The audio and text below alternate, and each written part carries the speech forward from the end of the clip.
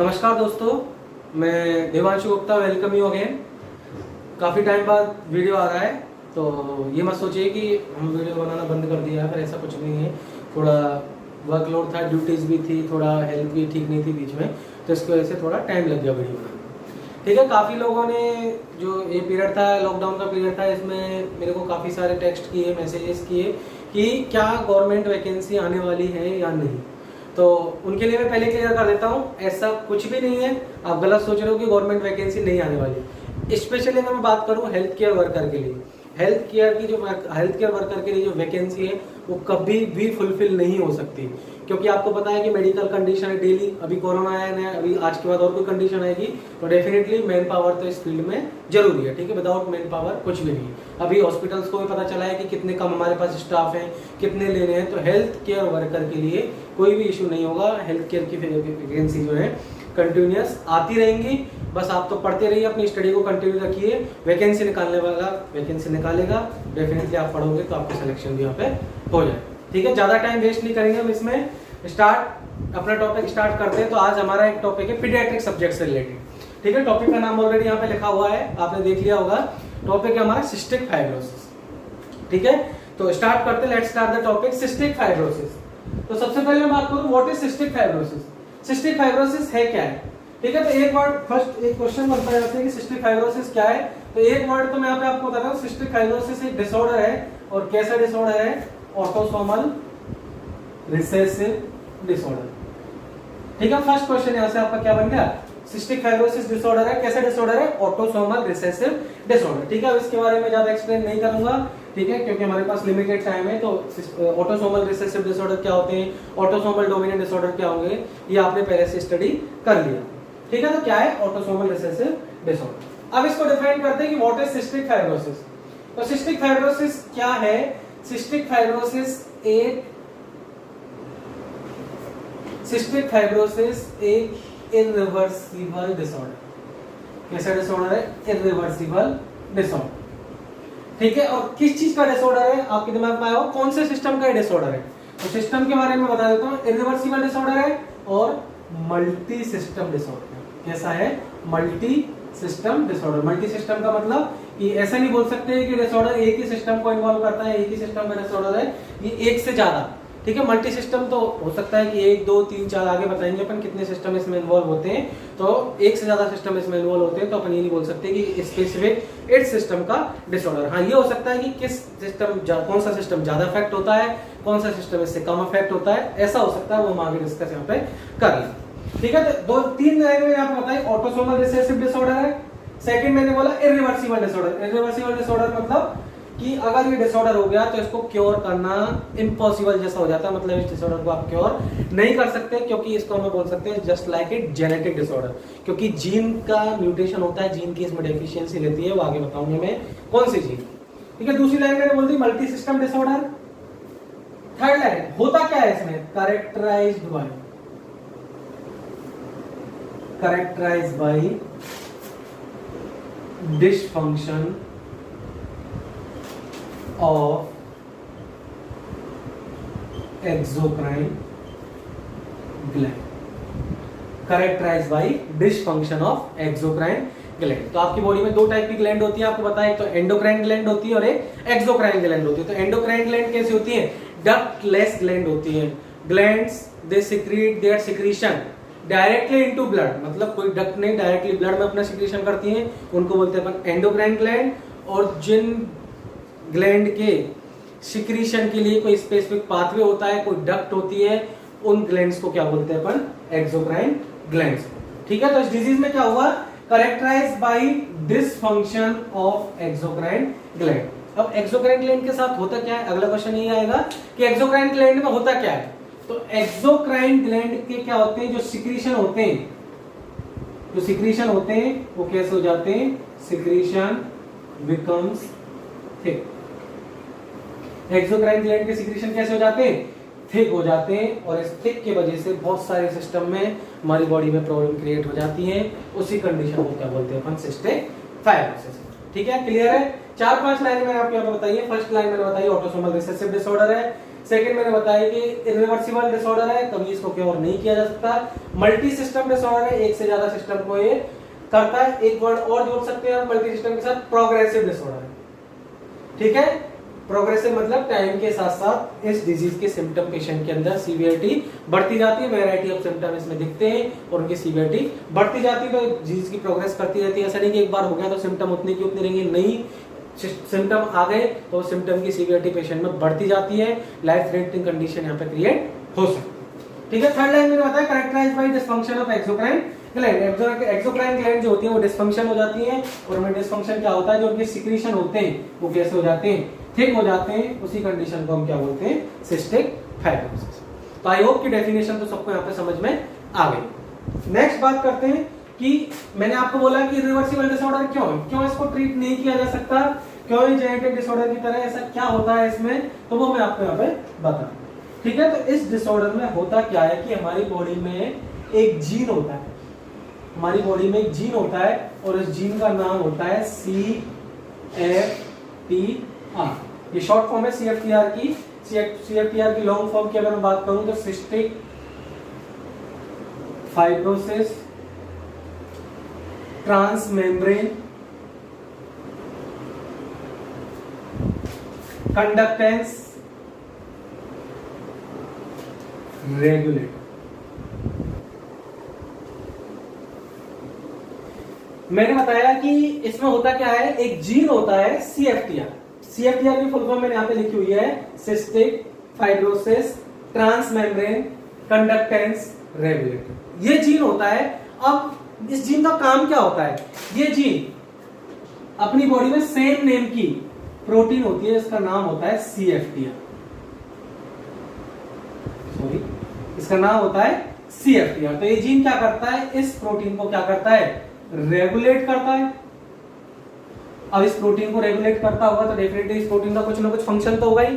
मैंने बोला कि CFTR जीन होता है, वो CFTR प्रोटीन को रेगुलेट करता है। तो CFTR प्रोटीन का फंक्शन होता है कि जो हमारे एक्सोक्राइन जो सिक्रीशन होते हैं, जो म्यूकस सिक्रीशन हमारी बॉडी में होते हैं, एक्सोक्राइन जो सिक्रीशन होते हैं उनको कैसा बना के रखता है, नॉर्मल पेटेंसी उनकी बना के रखता है। उनकी विस्कोसिटी को कैसा रखता है, नॉर्मल रखता है। ठीक है, क्या करके रखता है, उनकी विस्कोसिटी को नॉर्मल रखता है, उनको फ्री फ्लोइंग रखता है, उनको थिकन नहीं होने देता।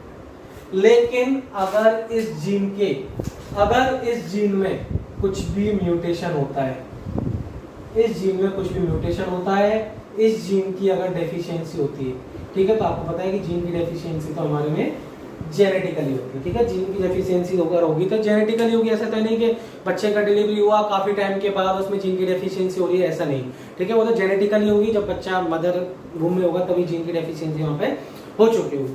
तो इस जीन में अगर म्यूटेशन होता है या इस जीन में कोई भी डेफिशिएंसी होती है तो डेफिनेटली इस प्रोटीन का जो फंक्शन था ये कैसा हो जाएगा, खत्म हो जाएगा, फिनिश हो जाएगा। क्योंकि ड्रग ये CFTR प्रोटीन क्या कर रही थी, एक्सोक्राइन सिक्रीशन की पेटेंसी को मेंटेन कर रही थी, उनके फ्लो को मेंटेन कर रही थी, उनको थिन बना के रख रही थी। लेकिन अगर इस प्रोटीन में कुछ भी प्रॉब्लम होती है, जीन में कुछ भी म्यूटेशन होता है, तो एक्सोक्राइन ग्लैंड के सिक्रीशन कैसे बन जाते हैं, थिक बन जाते हैं। और ये कॉज होता है कौन सी डिजीज का, सिस्टिक फाइब्रोसिस का। तो सिस्टिक फाइब्रोसिस का कॉज क्या बोल सकते हैं अपन, mutation and deficiency of CFTR gene. ठीक है, mutation and deficiency of CFTR gene. और CFTR की फुल फॉर्म क्या होती है, cystic fibrosis transmembrane conductance regulator. तो इसकी डेफिशिएंसी हो गई तो अपनी बॉडी में सिस्टिक फाइब्रोसिस हो सकता है। पीडियाट्रिक डिसऑर्डर है, बच्चे से दिखता है और प्रोग्रेस करके करके उस बच्चे में कंटिन्यू रहता है, इरिवर्सिबल डिसऑर्डर ये रहता है।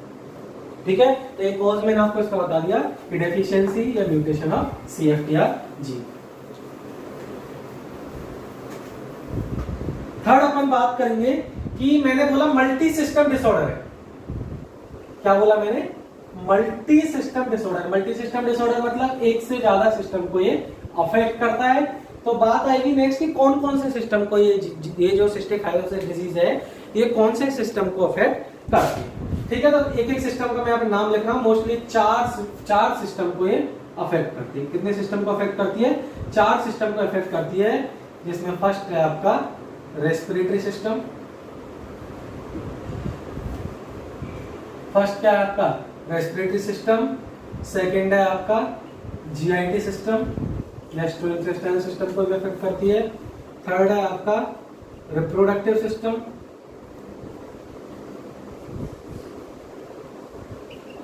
और फोर्थ है आपका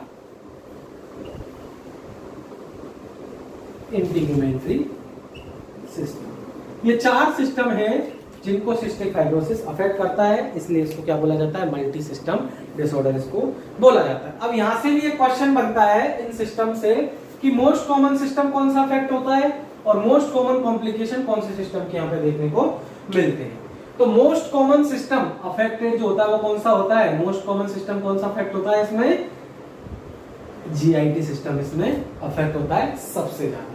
और मोस्ट कॉमन कॉम्प्लिकेशन कौन से सिस्टम में इसके देखने को मिलते हैं, तो वो कॉम्प्लिकेशन आपके कौन से सिस्टम के देखने को मिलेंगे, रेस्पिरेटरी सिस्टम के देखने को मिलेंगे। 2 और क्वेश्चन हो गए कि cystic fibrosis affect which system mostly, या system which is mostly affected by the cystic fibrosis, तो होता है आपका जीआईटी सिस्टम। और ऐसा कौन सा सिस्टम है जिसमें मोस्ट कॉमन सबसे ज्यादा कॉम्प्लिकेशन देखने को मिलते हैं, तो होता है आपका रेस्पिरेटरी सिस्टम। बाकी 2 सिस्टम और भी अफेक्टेड होते हैं, रिप्रोडक्टिव सिस्टम एंड इंटीग्यूमेंट्री सिस्टम। चलो एक एक सिस्टम करके देख लेते हैं सिम्टम वाइज कि एक एक सिस्टम में क्या क्या सिम्टम इस डिजीज में अपनी बॉडी में देखने को मिल सकते हैं।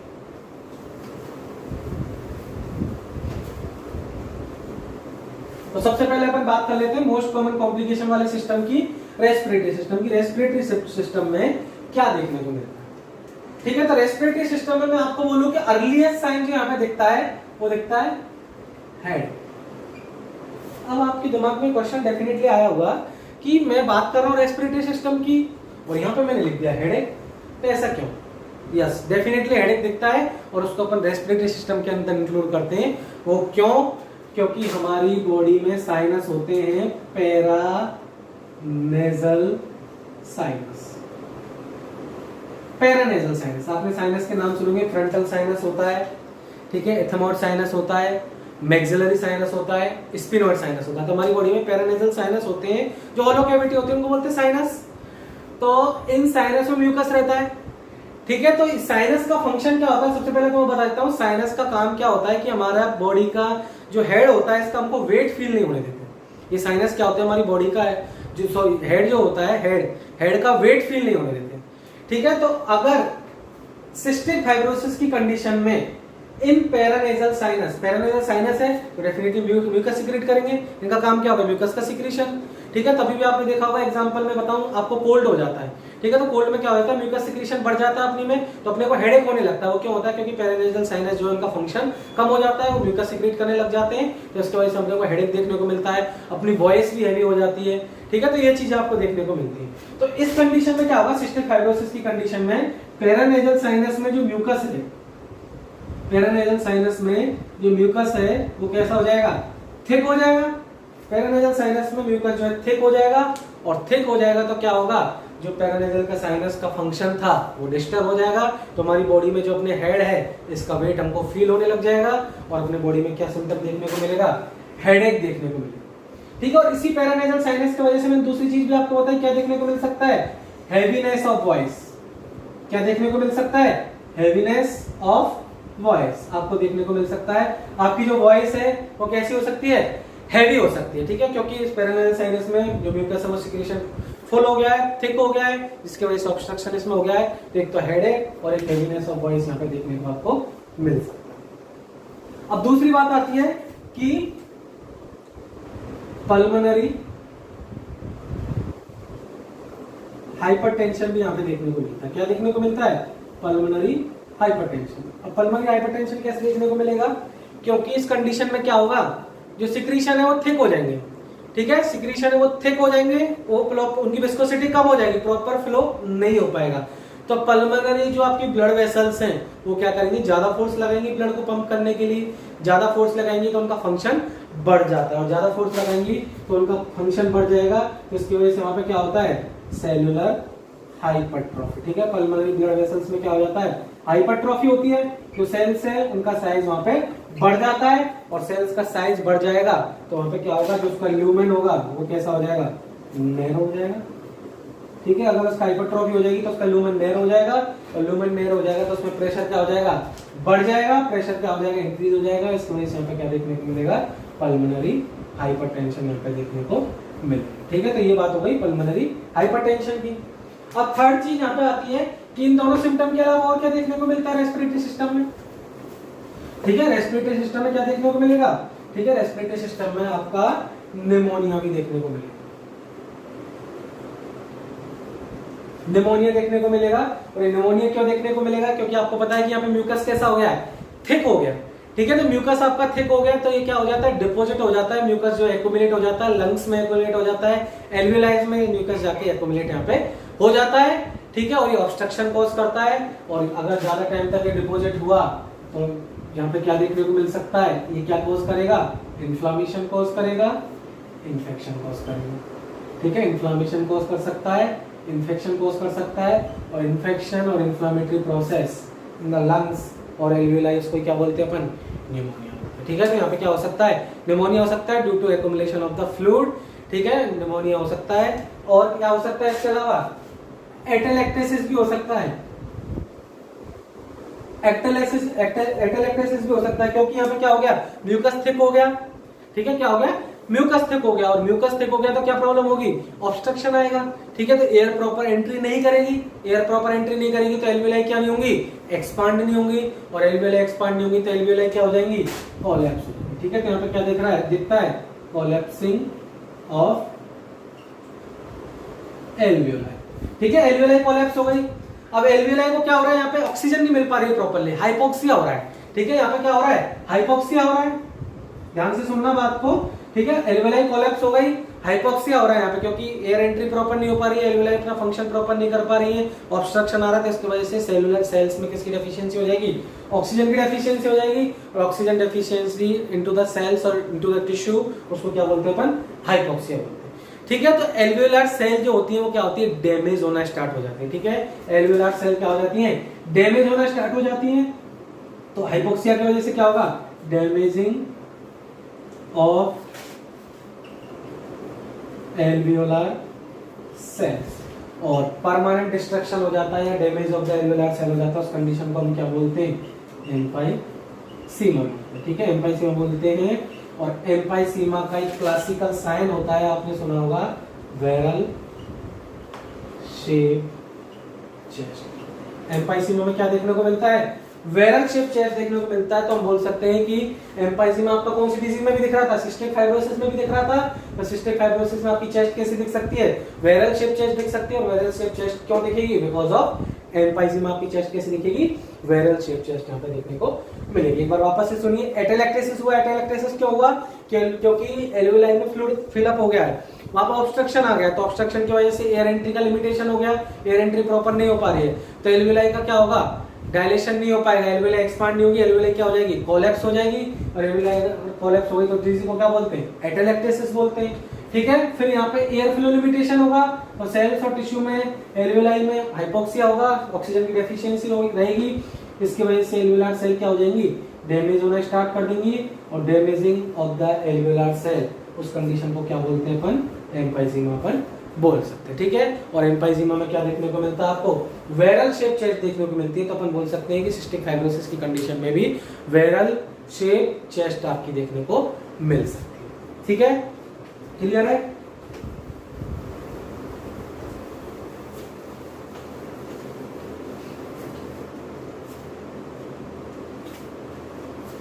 ठीक है, और आपको बता दिया कि डिस्नी यहाँ पे देखने को मिल सकता है, बाकी सारे सिम्टम आपको देखने को मिल सकते हैं। डिस्निया आपको देखने को मिल सकता है, डिफिकल्टी इन ब्रीदिंग होती है क्योंकि ऑब्स्ट्रक्शन हो रहा है पेशेंट को, इसलिए यहाँ पे डिस्निया पेशेंट के अंदर हो सकता है। ठीक है, पेशेंट में clubbing of finger, clubbing of finger, clubbing of finger क्यों होगा आपको समझ में आ गया होगा, क्योंकि अभी मैंने बोला है हाइपोक्सिया हो रहा है। ठीक है, और हाइपोक्सिया होगा, एयर फ्लो लिमिटेशन होगा, हाइपोक्सीमिया भी होगा। हाइपोक्सीमिया मतलब, हाइपोक्सीमिया मतलब, हाइपोक्सिया मतलब तो deficiency of oxygen tissue and cells, और हाइपोक्सीमिया MIA लग गया लास्ट में, मिया मतलब क्या होगा, ब्लड में, तो ब्लड में भी यहाँ पे ऑक्सीजन की डेफिशिएंसी होगी, इसके वजह से यहाँ पे क्या देखने को मिलता है, क्लविंग ऑफ फिंगर भी इस कंडीशन में देखने को मिल सकता है। तो एक बात में सीधी सी बात करूं, बहुत सारे sign symptom, variety of symptom की बात ना करके, कि हमारी बॉडी में ऑक्सीजन की डेफिशिएंसी होने पर जो भी साइन सिम्टम आएंगे वो सारे साइन सिम्टम अपनी सिस्टिक फाइब्रोसिस की कंडीशन में देख सकते हैं। और इन साइन सिम्टम को अपन कौन से सिस्टम के अंदर क्लासिफाई करेंगे, रेस्पिरेटरी सिस्टम के अंदर क्लासीफाई करेंगे। तो अगर मेरी बॉडी में ऑक्सीजन की डेफिशिएंसी हो गई तो मेरे को क्या क्या सिम्टम आएंगे, क्या क्या साइन आएंगे, वो सारे साइन सिस्टिक फाइब्रोसिस में रेस्पिरेटरी सिस्टम के अंदर आपको दिखाई देगा। ठीक है, तो ये हो गए आपके रेस्पिरेटरी सिस्टम के साइन एंड सिम्टम। ठीक है, दूसरा सिस्टम कौन सा था अपने, जो मोस्ट कॉमनली अफेक्टेड सिस्टम होता है वो कौन सा था अपना, जीआईटी सिस्टम। ठीक है, gastro intestinal system, JIT system. ठीक है, यहां से एक मोस्ट कॉमन क्वेश्चन बनता है कि most earliest sign of cystic fibrosis. ठीक है, कि सबसे जल्दी दिखने वाला साइन कौन सा सिस्टिक फाइब्रोसिस का, तो वो होता है मेकोनियम इलियस। Meconium ileus. अब आपको इसका मतलब समझ में नहीं आएगा कि मेकोनियम इलियस क्या होता है। मेकोनियम तो आपने सुना होगा, मेकोनियम क्या है, first stool pass by the baby. Baby जो है फर्स्ट स्टूल पास करता है उसको क्या बोलते हैं अपन, मेकोनियम बोलते हैं। ठीक है, तो मेकोनियम इलियस का मतलब क्या होता है, मेकोनियम इलियस का मतलब होता है ऑब्स्ट्रक्शन। ठीक है, ऑब्स्ट्रक्शन हो गया, और ऑब्स्ट्रक्शन क्या हुआ, due to thickness, due to thickness of the mucus. ठीक है, अभी ऑब्स्ट्रक्शन होता किसमें, वाउल में। ठीक है, होता किसमें ऑब्स्ट्रक्शन, बाउल में ऑब्स्ट्रक्शन होता है, और इसी कंडीशन को हम क्या बोलते हैं, मेकोनियम इलियस बोलते हैं। ठीक है, तो बच्चा जो है प्रॉपर से स्टूल पास यहाँ पे नहीं कर पाता है, उस कंडीशन को बोलते हैं अपन मेकोनियम इलियस। और वो क्यों नहीं कर पाता है, क्योंकि यहाँ पे क्या हो जाता है, ऑब्स्ट्रक्शन हो जाता है। और ऑब्स्ट्रक्शन क्या होता है, यहाँ पे म्यूकस जो है थिक हो गया है, इसकी वजह से प्रॉपर वहाँ पे मेंटेन पेटेंसी नहीं हो पाती जीआई ट्रैक्ट की, इसलिए क्या देखने को मिलता है, मेकोनियम इलियस। ठीक है, तो अगर आपको पूछे कि what is the classical sign of cystic fibrosis, तो वो क्या होता है, मेकोनियम इलियस। ध्यान रखना, classical sign of cystic fibrosis. अब दूसरी बात आती है कि और जीआईटी सिस्टम में इसके अलावा क्या दिखेगा। सबसे पहले आपको बता दिया मेकोनियम इलियस।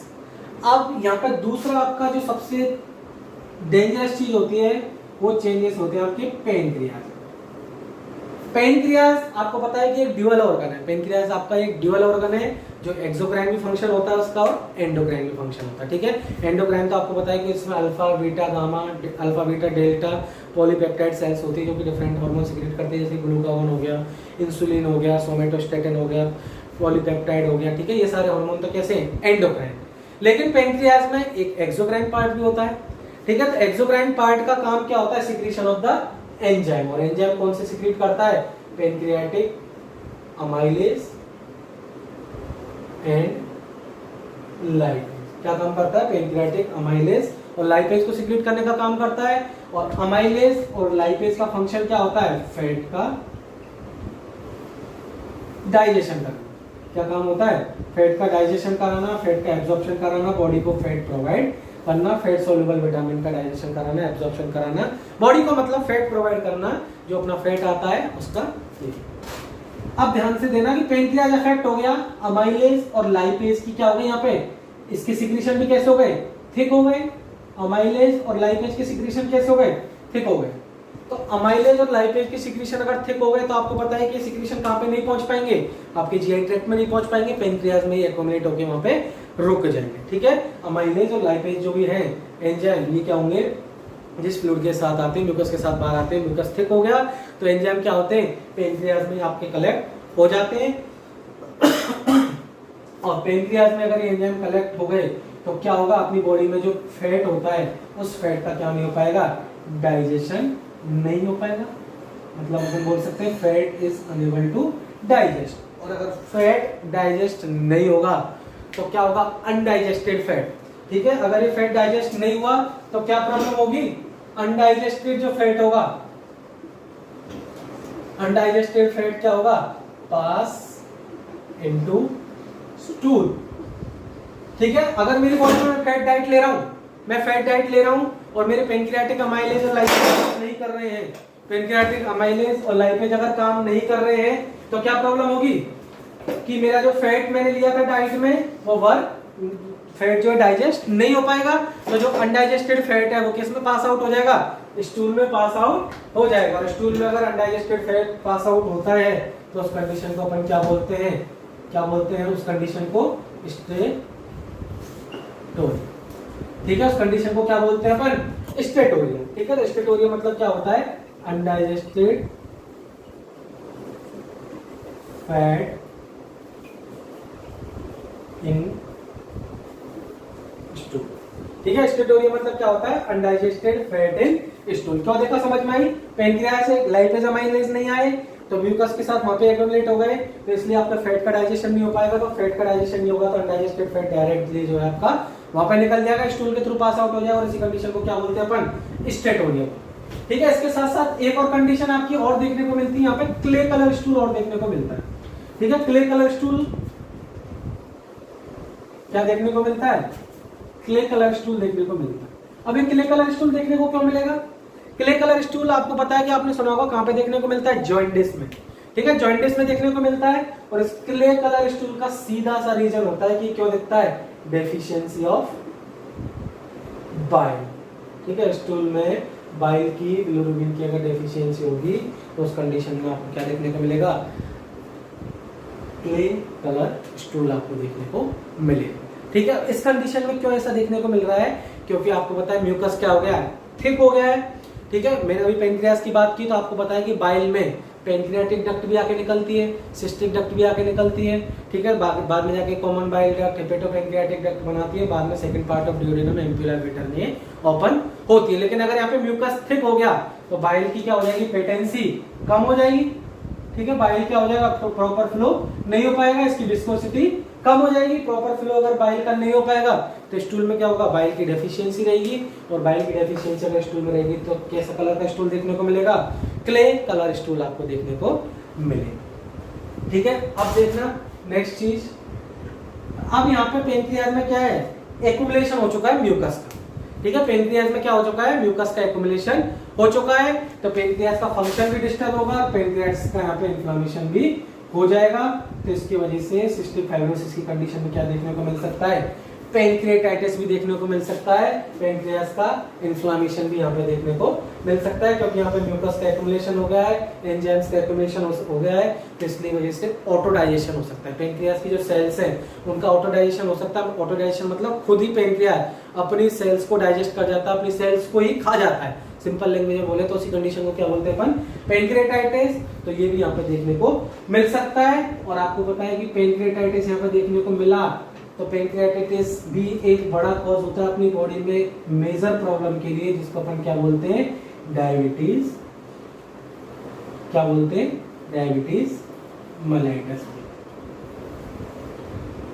पेनक्रियाटाइटिस हो गया तो जो अपनी टेल है पेनक्रियाज उसका भी इन्फ्लेमेशन होगा, कंप्लीट पेनक्रियाज का इन्फ्लेमेशन हो रहा है, तो इसकी वजह से क्या प्रॉब्लम होगी, प्रॉपर फंक्शन नहीं हो पाएगा।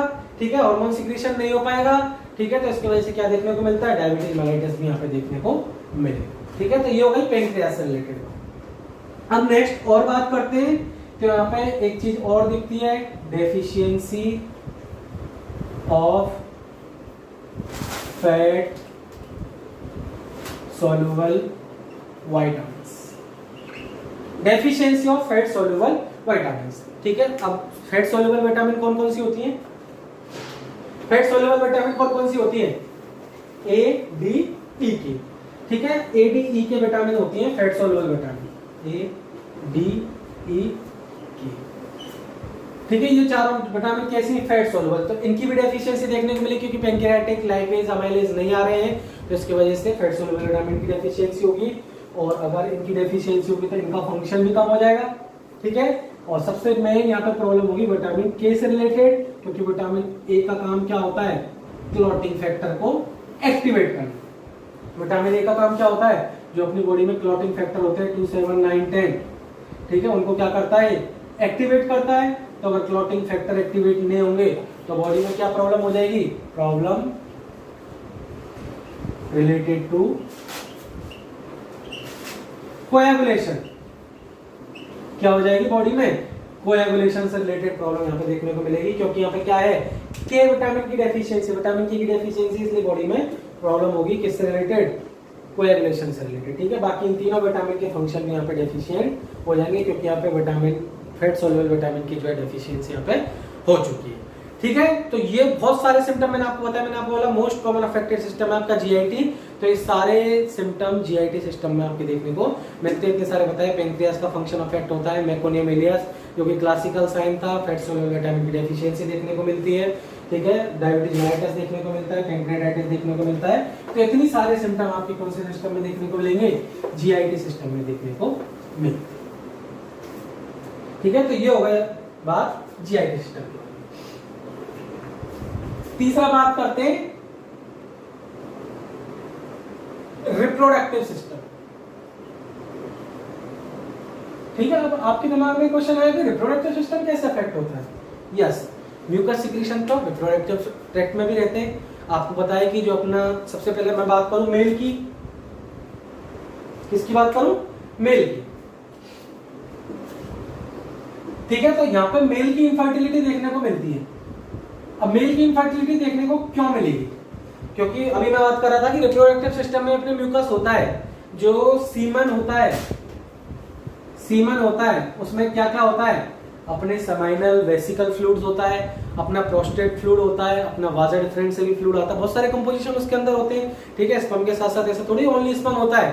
ठीक है, उसमें क्या होता है? सेमाइनल वेसिकल फ्लूइड होते हैं, वाजा डिफरेंस का फ्लूइड होता है, प्रोस्टेटिक फ्लूइड होता है। तो क्या होता है कि ये सारे सिक्रीशन क्या हो जाते हैं? थिक हो जाते हैं। ठीक है, प्रोस्टेट का, वाजा डिफरेंस का, सेमाइनल वेसिकल का, क्योंकि ये टाइप की म्यूकस है, म्यूकस के साथ मिक्स होके तो अपना स्पर्म बाहर आता है। ठीक है, सीमन होता है, उसको तो अपन सीमन बोलते हैं। ठीक है, तो थिक हो जाते हैं, और इस थिक की वजह से क्या देखने को मिलता है? वहां पे ऑब्स्ट्रक्शन देखने को मिलता है। ठीक है, अगर ये सिक्रीशन थिक हो गए तो वहां पे क्या देखने को मिलेगा? आपको ऑब्स्ट्रक्शन देखने को मिलेगा, और इसी ऑब्स्ट्रक्शन की वजह से क्या देखने को मिलता है? स्पर्म जो है बाहर नहीं आ पाते, तो इसलिए आपको क्या देखने को मिल सकता है? एंजियोस्पर्मिया देखने को मिल सकता है, या एस्पर्मिया देखने को मिल सकता है। क्या देखने को मिल सकता है? एंजियोस्पर्मिया देखने को मिल सकता है। एंजियोस्पर्मिया मतलब deficiency of sperm in semen. ध्यान रखना, दोनों वर्ड अलग अलग है। डेफिशिएंसी ऑफ, या फिर मैं डायरेक्ट बोलूं तो absence of sperm in semen. ठीक है, absence of sperm in semen, उसको बोलते हैं अपन एंजियोस्पर्मिया। और जो एस्पर्मिया है, एस्पर्मिया का मतलब क्या होगा? Absence of semen. दोनों वर्ड अलग अलग है। एंजियोस्पर्मिया का मतलब मैंने आपको बताया absence of sperm in semen. ठीक है, और एस्पर्मिया का मतलब बताया एब्सेंस ऑफ सीमन। तो अगर ये दोनों चीज, स्पर्म एब्सेंट हो चाहे सीमन एब्सेंट हो, तो दोनों किसको लीड करेंगे? इनफर्टिलिटी को लीड करेंगे, क्योंकि विदाउट स्पर्म फर्टिलाइजेशन हो ही नहीं सकता है। क्योंकि स्पर्म क्या है? मेल गैमीट है, जो कि फीमेल गैमीट के साथ जाके मिक्स होता है। ठीक है, तो इसकी वजह से उसको लीड। ठीक है, तो मेल के बारे में बात हो गई। सेकंड, मैं फीमेल के बारे में यहाँ पे बात कर लूं।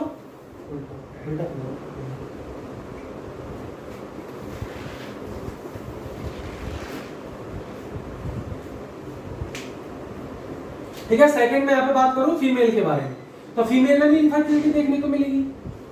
अब सेम बात फीमेल में आएगी, लेकिन यहाँ पे थोड़ा सा डिफरेंस है। ठीक है, फीमेल में क्या होगा? फीमेल में भी सर्वाइकल म्यूकस सिक्रीशन रहते हैं, आपको पता है। फीमेल में क्या रहते हैं? Cervical mucus secretion. और सर्वाइकल म्यूकस सिक्रीशन फीमेल में क्या हो जाएंगे? थिक हो जाएंगे। ठीक है, और सर्वाइकल म्यूकस सिक्रीशन अगर थिक हो जाएंगे, पहली बात तो ये समझो कि सर्वाइकल म्यूकस सिक्रीशन का फंक्शन क्या होता है, काम क्या होता है। ठीक है, जब भी मेल स्पर्म जो डिपॉजिट किए जाते हैं वो कहां पे डिपॉजिट किए जाते हैं? सर्वाइकल म्यूकस में डिपॉजिट किए जाते हैं। और सर्वाइकल म्यूकस में अगर मेल स्पर्म डिपॉजिट किए तो सर्वाइकल म्यूकस का काम क्या होता है? उन स्पर्म को कहां तक कैरी फॉरवर्ड करना? फैलोपियन ट्यूब तक कैरी फॉरवर्ड करना। लेकिन उनकी विस्कोसिटी और पेटेंसी जो है कम होनी चाहिए, ज्यादा थिक नहीं होना चाहिए, नहीं तो वो फैलोपियन ट्यूब तक नहीं पहुंच पाएगा। लेकिन सिस्टिक फाइब्रोसिस की कंडीशन में क्या हो जाता है? सर्वाइकल म्यूकस सिक्रीशन कैसे हो जाएंगे? थिक हो जाएंगे। और अगर सर्वाइकल म्यूकस सिक्रीशन थिक हो गए तो क्या हो जाएगा? जो स्पर्म इसमें डिपॉजिट किए हैं, जो स्पर्म सर्वाइकल म्यूकस सिक्रीशन में डिपॉजिट किए, वो कहां तक नहीं पहुंच पाएंगे? फैलोपियन ट्यूब तक आपके नहीं पहुंच पाएंगे। ठीक है, sperm are unable to reach to the fallopian tube. और स्पर्म अगर फैलोपियन ट्यूब तक नहीं पहुंच पाए, ठीक है, तो स्पर्म अगर फैलोपियन ट्यूब तक नहीं पहुंच पाए तो ओवा को फर्टिलाइज नहीं कर पाएंगे, और ओवा फर्टिलाइज नहीं होगी तो किसको लीड करेगा? इनफर्टिलिटी को लीड। ठीक है, तो इससे हमको क्या पता चला कि सिस्टिक फाइब्रोसिस चाहे मेल में हो चाहे वो फीमेल में हो, दोनों में क्या कर सकता है? इनफर्टिलिटी कॉज कर सकता है। ठीक है, तो रिप्रोडक्टिव सिस्टम में क्या देखने को मिलता है? मेल एंड फीमेल इनफर्टिलिटी आपको देखने को मिलेगी। नेक्स्ट बात आती है, जो लास्ट सिस्टम था आपका जो इससे अफेक्टेड होता है वो है इंटीगुमेंट्री सिस्टम। इंटीगुमेंट्री सिस्टम, और इंटीगुमेंट्री सिस्टम में भी एक ग्लैंड आती है जो एक्सोक्राइन ग्लैंड होती है। कौन सी ग्लैंड आती है? स्वेट ग्लैंड आती है। ठीक है, कौन सी ग्लैंड आती है? स्वेट ग्लैंड आती है। और स्वेट ग्लैंड आती है तो स्वेट ग्लैंड भी क्या करती है? स्वेट का सिक्रीशन करती है, मतलब वो भी एक टाइप का म्यूकस है, वो भी एक एक्सोक्राइन सिक्रीशन है। और स्वेट कैसा हो जाता है? थिक हो जाता है। ठीक है, स्वेट कैसा हो जाता है आपका? थिक हो जाता है। ठीक है, और स्वेट अगर आपका थिक हो गया, ठीक है, और इसमें क्या हो जाता है? स्वेट अगर थिक हो गया तो प्रॉपर बाहर नहीं निकलेगा। ठीक है, मतलब स्वेट की कंसंट्रेशन बढ़ जाती है। और स्वेट में किसकी कंसंट्रेशन बढ़ जाती है? क्लोराइड की। ठीक है, increase chloride concentration in sweat. ठीक है, जो स्वेट होता है, जो पसीना होता है, उसमें किसकी कंसंट्रेशन बढ़ जाएगी? क्लोराइड की कंसंट्रेशन बढ़ जाएगी। और क्लोराइड की उसमें कंसंट्रेशन बढ़ जाएगी, NaCl की उसमें कंसंट्रेशन बढ़ जाएगी। तो क्या होगा कि जब भी अपन छोटे बच्चे को जब किस करते हैं, ठीक है, क्या करते हैं? किस करते हैं, तो किस करने पर अपने को कैसा टेस्ट आएगा? सॉल्टी टेस्ट आएगा, क्योंकि क्लोराइड का टेस्ट कैसा होता है? सॉल्टी होता है। ठीक है, तो स्वेट में किसकी कंसंट्रेशन बढ़ गई? क्लोराइड की कंसंट्रेशन बढ़ गई। तो जब भी हम बच्चों को किस करते हैं तो कैसा टेस्ट आएगा? Salty taste while kissing the baby. ठीक है, ध्यान रखना, ये क्वेश्चन भी एग्जाम में पूछा हुआ है। In which condition we feel salt taste while kissing the baby. तो वो कौन सी कंडीशन है? Cystic fibrosis. और क्यों होता है वो मैंने आपको बता दिया, क्योंकि स्वेट में क्या होता है? क्लोराइड की कंसंट्रेशन यहाँ पे इंक्रीज हो जाएगी, इसलिए सॉल्टी टेस्ट भी यहाँ पे बढ़ जाएगा। एक चीज और होती है यहाँ पे, इस क्लोराइड कंसंट्रेशन बढ़ने की वजह से जब भी स्वेट बाहर आता है तो इसमें क्लोराइड की थोड़ा बहुत स्वेट तो बाहर आएगा, ऐसे नहीं कि पूरा अंदर रहता है। थिक हो जाता है तो उतना अमाउंट में नहीं आ पाता, लेकिन थोड़ा बहुत बाहर आता है। तो बाहर आता है तो क्या होता है? क्लोराइड ज्यादा बाहर निकलेगा, क्योंकि स्वेट में क्लोराइड की कंसंट्रेशन ज्यादा है। तो इसलिए जब भी पसीना आएगा, जब भी स्वेट बाहर निकलेगा तो कैसी अपीयरेंस दिखेगी? Whitish appearance. ठीक है, ज्यादा व्हाइटिश अपीयरेंस आपको स्वेट की दिखेगी। व्हाइटिश अपीयरेंस ऑफ स्वेट है, बोल सकते हैं अपन एक्सेसिव व्हाइटिश अपीयरेंस। ठीक है, बहुत ज्यादा व्हाइटी अपीयरेंस दिखेगा क्योंकि इसमें क्लोराइड की कंसंट्रेशन इंक्रीज हो चुकी है। तो जब भी आपको स्वेट आएगा, जब भी स्क्रीन पे स्वेट का डिस्चार्ज होगा, स्वेट का एक्सक्रीशन होगा, तो कैसी कैसी उसकी अपीयरेंस होगी? Whitish appearance of the sweat. ये भी एक साइन होता है जो कि इंटीग्रेटेड सिस्टम में आपको देखने को मिलता है। तो तीन चीज मैंने बताई, स्वेट कैसा हो जाएगा? थिक हो जाएगा। ठीक है, वो बाहर नहीं आ पाएगा, प्रॉपर्ली उसका एक्सक्रीशन नहीं हो पाएगा, उसका डिस्चार्ज नहीं हो पाएगा, इसकी वजह से उसमें क्लोराइड की कंसंट्रेशन इंक्रीज हो जाएगी। ठीक है, इसकी वजह से क्या हो जाएगा? ठीक है, बच्चे को जब भी आप किस करोगे तो कैसे साइड टेस्ट आएगा? सॉल्टी टेस्ट आएगा। ठीक है, और व्हाइटी अपीयरेंस ऑफ स्वेट होगा, क्योंकि इसमें क्लोराइड की कंसंट्रेशन ज्यादा है। तो जब भी स्वेट ग्लैंड से स्वेट का डिस्चार्ज होगा तो कैसी अपीयरेंस होगी आपको? व्हाइटिश अपीयरेंस ऑफ स्वेट यहाँ पे दिखाई देगी। ठीक है, तो ये हो गए सिम्टम या clinical feature of cystic fibrosis. ठीक है, चार सिस्टम का हमने डिस्कस कर लिया। रेस्पिरेटरी सिस्टम जिसमें सबसे ज्यादा कॉम्प्लिकेशन रहते हैं, जीआईटी सिस्टम जो सबसे ज्यादा अफेक्टेड होता है, रिप्रोडक्टिव सिस्टम जिसमें इनफर्टिलिटी देखने को मिलती है, और इंटीग्रेटरी सिस्टम जिसमें क्लोराइड की कंसंट्रेशन आपकी बढ़े। ठीक है, तो ये थे आपके सिम्टम। नेक्स्ट अपन बात करेंगे diagnostic investigation of cystic fibrosis. Diagnostic investigation of cystic fibrosis की क्या डायग्नोसिस, कैसे अपन इस डिजीज को डायग्नोस कर सकते हैं? तो एक गोल्ड स्टैंडर्ड टेस्ट होता है, एग्जाम में कॉमनली पूछा जाता है कि सिस्टिक फाइब्रोसिस को डायग्नोस करने के लिए कौन सा टेस्ट अपन यूज करते हैं? तो होता है स्वेट क्लोराइड टेस्ट। स्वेट में क्लोराइड की कंसंट्रेशन आपको ज्यादा मिलेगी, और मैंने आपको भी बताया लास्ट में कि स्वेट में क्लोराइड की कंसंट्रेशन आपकी इंक्रीज होती है। तो इसकी वजह से अपन कौन सा टेस्ट करते हैं? स्वेट क्लोराइड टेस्ट करते हैं। ठीक है, अब डेफिनेटली आपको ये तो पता चल ही गया होगा कि स्वेट क्लोराइड टेस्ट करेंगे तो इसमें सैंपल हमको क्या लेना पड़ेगा? स्वेट लेना पड़ेगा। सैंपल क्या लेना पड़ेगा? स्वेट लेना पड़ेगा। लेकिन मैंने जब इंटीग्रेटेड सिस्टम की साइन सिम्टम डिस्कस कर रहा था तो मैंने आपको एक चीज भी बताई कि बच्चे को स्वेट ज्यादा नहीं आ पाती, क्योंकि क्या हो गया? सिक्रीशन थिक हो गई म्यूकस, इसकी वजह से स्वेट ज्यादा नहीं आ पाती। तो हमको क्या करना पड़ेगा? यहाँ पे स्वेट को स्टिमुलेट करना पड़ेगा, हमको स्वेट को डिस्चार्ज के लिए यहाँ पे कुछ करना पड़ेगा। तो अपन एक ड्रग यहाँ पे प्रोवाइड करते हैं, और इस ड्रग का नाम होता है पिलोकार्पिन। क्या नाम होता है इस ड्रग का? पिलोकार्पिन होता है। पिलोकार्पिन कौन सी कैटेगरी की ड्रग होती है? कोलिनर्जिक कैटेगरी की ड्रग होती है। ठीक है, पिलोकार्पिन कौन सी ड्रग होती है? कोलिनर्जिक कैटेगरी की ड्रग होती है जो कि अपनी स्वेट ग्लैंड को स्टिमुलेट करती है, जिससे क्या होता है एक्सेसिव स्वेट का अपनी बॉडी में प्रोडक्शन होता है। तो एक्सेसिव प्रोडक्शन होगा तो डेफिनेटली एक्सेसिव यहाँ पे डिस्चार्ज होगा। ठीक है, तो मैंने बोला सैंपल यहाँ पे कितना क्या लेंगे, स्वेट लेंगे, और स्वेट यहाँ पे इतना है नहीं अपने पास अवेलेबल, क्योंकि इस टेस्ट को करने के लिए हमको क्या करना पड़ेगा, 75 mg स्वेट का कलेक्शन चाहिए कम से कम। ठीक है, इस डिजीज में स्वेट का सैंपल कितना लेते हैं ये भी क्वेश्चन पूछ सकता है। तो 75 mg हम स्वेट यहाँ पे कलेक्ट करते हैं, उसमें टेस्ट करते हैं। यहाँ पे स्वेट कम है तो आप कौन सी, अगर आ रहा है तो कोई प्रॉब्लम नहीं है। ठीक है, डायरेक्टली आप ले सकते हो, कोई जरूरी नहीं कि ड्रग दो, लेकिन मोस्टली जो सिस्टिक फाइब्रोसिस वाले बच्चे रहते हैं उसमें स्वेट इतना नहीं हो पाता है क्योंकि थिक हो जाता है। तो इसकी वजह से कौन सी ड्रग हम प्रोवाइड करते हैं, पाइलोकार्पिन ड्रग प्रोवाइड करते हैं, जो कि कौन सी कैटेगरी की है, कोलिनर्जिक कैटेगरी की है। ठीक है, तो ये ड्रग प्रोवाइड करने के बाद वो स्वेट इंड्यूस करता है, स्वेट को हम कलेक्ट कर लेंगे। उस स्वेट में आप क्या चेक करोगे, क्लोराइड की कंसंट्रेशन चेक करोगे। अगर स्वेट में क्लोराइड की कंसंट्रेशन ज्यादा है तो हम बोल सकते हैं कि पॉसिबिलिटी हो सकती है बच्चे में सिस्टिक फाइब्रोसिस होने की। ठीक है, और कम है तो कोई प्रॉब्लम यहाँ पे नहीं। अब बात आती है कि कितना होना चाहिए स्वेट क्लोराइड टेस्ट में, क्लोराइड का कंसंट्रेशन कितना होना चाहिए। ठीक है, तो सबसे पहले बात करूं कि अगर if chloride concentration is more than 60 और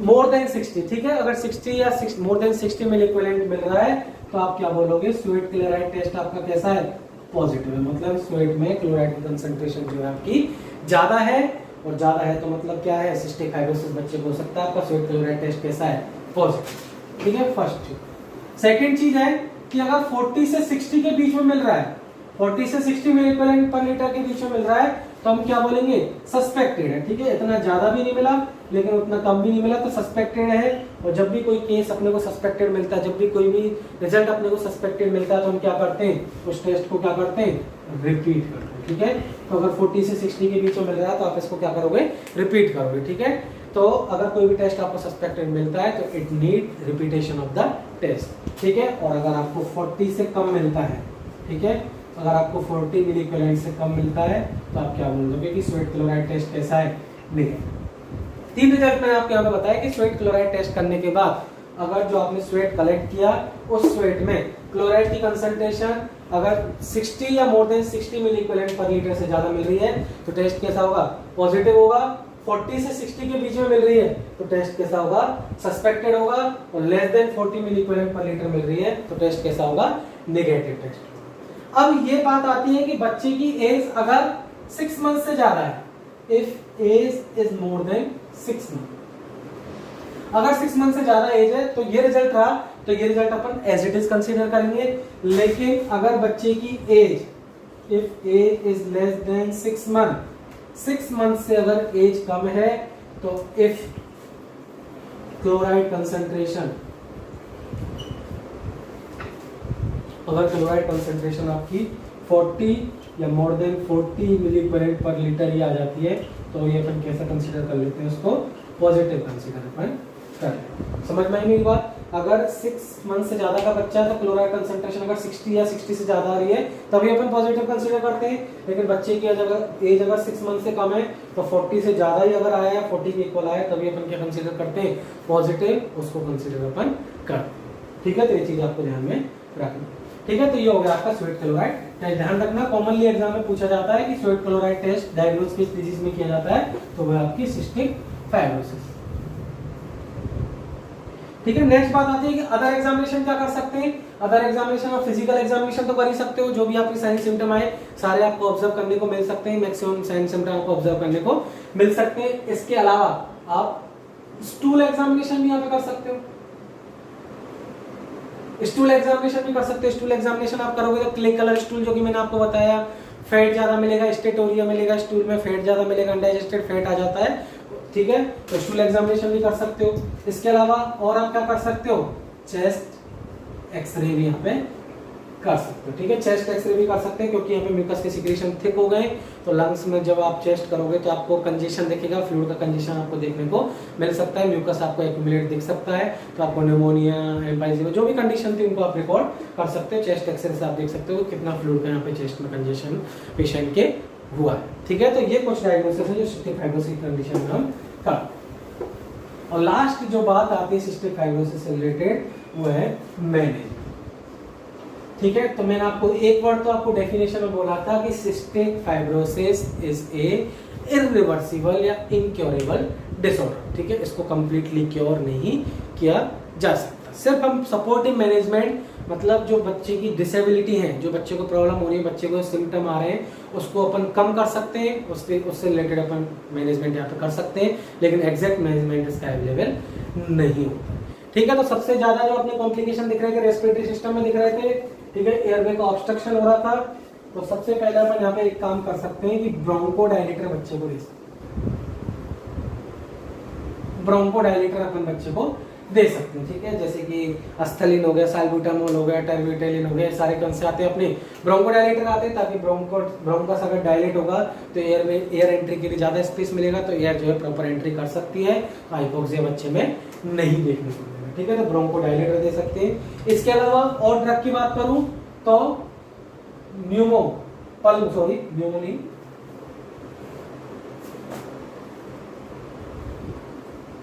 पल्मोजाइम्स ड्रग। ठीक है, पल्मोजाइम्स ड्रग दे सकते हैं। पल्मोजाइम्स ड्रग का मतलब क्या होता है? ऐसी ड्रग जो कि अपने म्यूकस सिक्रीशन को क्या बनाती है? थिन करती है। ठीक है, ड्रग जो क्या करती है? म्यूकस सिक्रीशन को क्या कर देती है? थिन कर देती है। उनको क्या बोलते हैं अपन? पल्मोजाइम ड्रग बोलते हैं। ठीक है, तो इस डिजीज में अपनी मेन प्रॉब्लम क्या थी? म्यूकस सिक्रीशन जो थे वो थिक हो गए थे, तो इसलिए पल्मोजाइम ड्रग देके अपन क्या कर सकते हैं? म्यूकस के सिक्रीशन को हम थिन कर सकते हैं।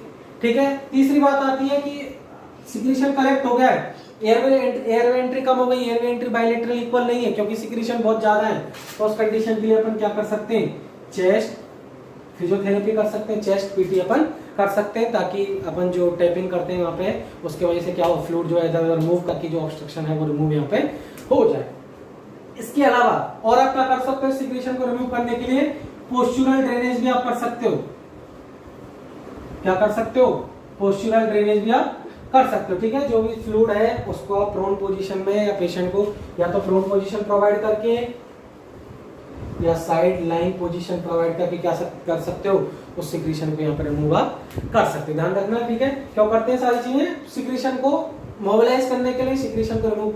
पोस्चुरल ड्रेनेज में क्या करते हैं? सिक्रीशन को रिमूव कर सकते हैं। चेस्ट पीटी में अपन क्या कर सकते हैं? पेशेंट को टैपिंग करके पेशेंट को जो फ्लूइड है, जो कलेक्टेड है, एक्युमुलेशन है, उसको मोबिलाइज कर सकते हैं, एज वेल एज उसको कफिंग करा के थोड़ा स्पुटम वगैरह है तो म्यूकस जो है उसको स्पिट करने के लिए बोल सकते हैं, ताकि जो है एयर एंट्री जो है पेशेंट की क्लियर हो जाए। ठीक है, और इसके अलावा और क्या कर सकते हो आप? पेशेंट को नेबुलाइजेशन प्रोवाइड कर सकते हो।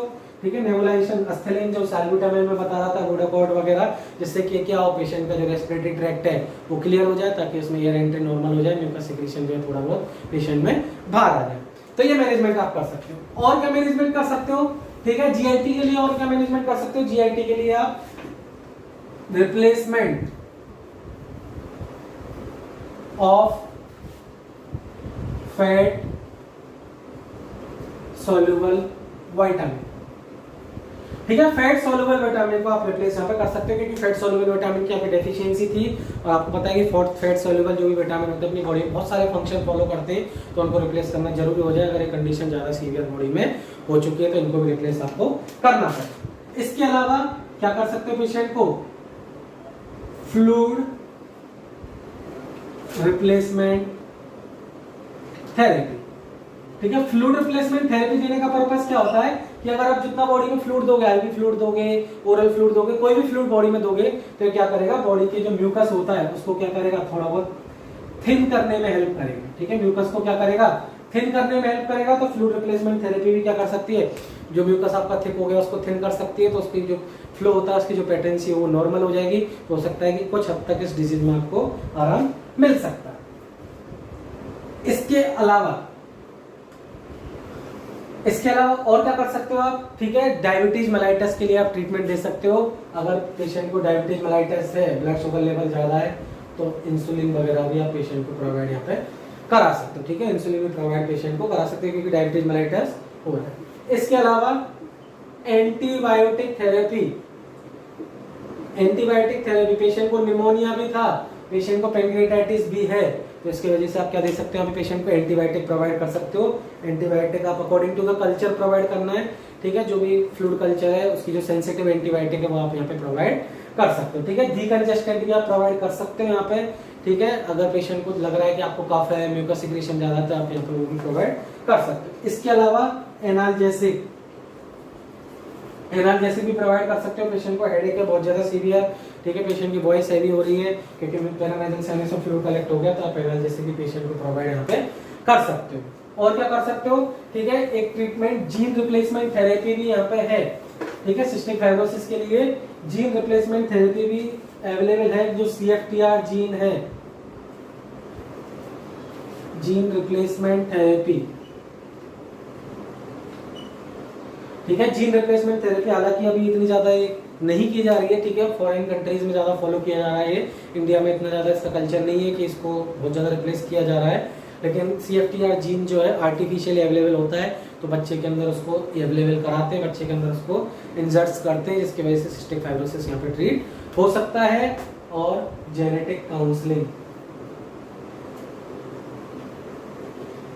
काउंसलिंग भी बच्चे की मदर फादर की यहाँ पे की जाती है। बच्चा छोटा है तो मदर फादर की जेनेटिक काउंसलिंग भी यहाँ पे की जाती है। इसके अलावा और क्या कर सकते हो, अगर पेशेंट को सीवियर ऑक्सीजन की प्रॉब्लम है, पेशेंट को सीवियर हो रहा है हाइपोक्सिया हाइपोक्सीमिया, तो आप क्या कर सकते हो, O2 थेरेपी भी पेशेंट को चला सकते हो, ठीक है। पेशेंट को आप बोल सकते हो कि एक चीज और बोल सकते हो, पेशेंट को हफ कफिंग,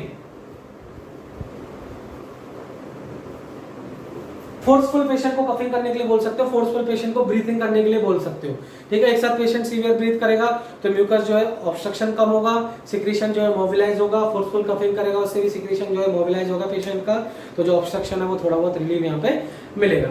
तो टोटल अब तक जो बात आई है वो यह आई है कि यहाँ पे कोई भी क्यूरेटिव ट्रीटमेंट नहीं था। जीन रिप्लेसमेंट थेरेपी, इसका अभी तक कोई ऐसा स्पेसिफिक केस नहीं मिला है कि जीन रिप्लेसमेंट करने के बाद ये डिजीज कंप्लीटली क्योर हुई हो, इसलिए हमने पहले बोला इनक्योरेबल है, इरिवर्सिबल। लेकिन फिर भी फॉरेन कंट्री में फॉलो की जा रही है, कंप्लीट तो नहीं लेकिन थोड़ा बहुत जो काफी हद तक इस डिजीज में जो है रिलीफ मिलता है, जो इसके सिम्टम कम होने लगते हैं, म्यूकस जो थोड़ा बहुत यहाँ पे थिन हो जाता है, लेकिन कंप्लीटली ट्रीट तो यहाँ पे अभी तक नहीं, ठीक है। तो अप टिल नाउ हमने ये जाना है कि यहाँ पे जो ट्रीटमेंट अपन दे रहे थे सारे सपोर्टिव ट्रीटमेंट, एक भी ट्रीटमेंट ऐसा नहीं है जो भी हमारे सिम्टम थे, जो वैरायटी ऑफ सिम्टम थे, सिम्टम की जो सीवियरिटी थी जस्ट उनको कम कर रहे थे। ऑक्सीजन की प्रॉब्लम थी पेशेंट को, ठीक है, पेशेंट की जो है रेस्पिरेटरी ट्रैक्ट की प्रॉब्लम थी, पेशेंट को GIT ट्रैक्ट की प्रॉब्लम थी, विटामिन की डेफिशिएंसी थी, ठीक है, जो भी पेशेंट को साइन सिम्टम मिल रहे थे उनको अपन क्या कर रहे थे, उनको कम कर रहे थे। तो सारे ट्रीटमेंट अपन रिहेबिलिटेटिव ट्रीटमेंट, मतलब एक तरह से बोल सकते हैं अपन टर्शियरी प्रिवेंशन अपन कर रहे थे, क्योंकि इस डिजीज का कोई भी ट्रीटमेंट अवेलेबल नहीं है, ठीक है। तो आई होप कि आपको सिस्टिक फाइब्रोसिस जरूर समझ में आया होगा, ठीक है। कुछ भी डाउट हो तो आप कमेंट सेक्शन में कमेंट करके पूछ सकते हैं, मैं ट्राई करूंगा आपको रिप्लाई देने के लिए, जब भी मेरे को टाइम मिलेगा तो मैं ट्राई करूंगा रिप्लाई देने के लिए, ठीक है। और जल्दी से जल्दी हम नेक्स्ट वीडियो भी प्रिपेयर करने का ट्राई करेंगे, ठीक है, क्योंकि मुझे भी पता है कि लॉकडाउन चल रहा है तो आप बोर हो रहे हैं डेफिनेटली घर पे, तो हम ट्राई कर रहे हैं apart from our busy schedule कि हम मैक्सिमम क्लास आपको प्रोवाइड कर सके, लेकिन क्या करें कि बिजी इतने कि थोड़ा प्रॉब्लम चल रहा है, ठीक है। फिर भी मैं मैक्सिमम अपना ट्राई करूंगा कि अगले टॉपिक कोई इंपॉर्टेंट एक एग्जाम पॉइंट ऑफ व्यू से टॉपिक है वो आपको लेके आए, ठीक है। और वैकेंसी की मैंने आपको पहले बता दिया कि वैकेंसी के लिए no need to worry, vacancy definitely आएंगी, ठीक है। हेल्थ केयर डिपार्टमेंट में तो डेफिनेटली वैकेंसी आएंगी, और चांसेज यही है कि दिल्ली एम्स का जो एग्जाम है वो इस ईयर में 99% मैं आपको अश्योरिटी दे देता हूँ कि 99% दिल्ली एम्स जो है सितंबर में एग्जाम कंडक्ट करवा सकता है। कोई बहुत ज्यादा एक डिजास्टर जैसी सिचुएशन हो जाए वो बात अलग है, नहीं तो एग्जाम हो, ठीक है। चलिए ज्यादा टाइम वेस्ट आपका नहीं करेंगे। Thank you so much for watching this video, ठीक है। चैनल को सब्सक्राइब करें, लाइक करें और कमेंट सेक्शन में कमेंट करें आपको कोई भी डाउट हो। Thank you for joining this class, thank you.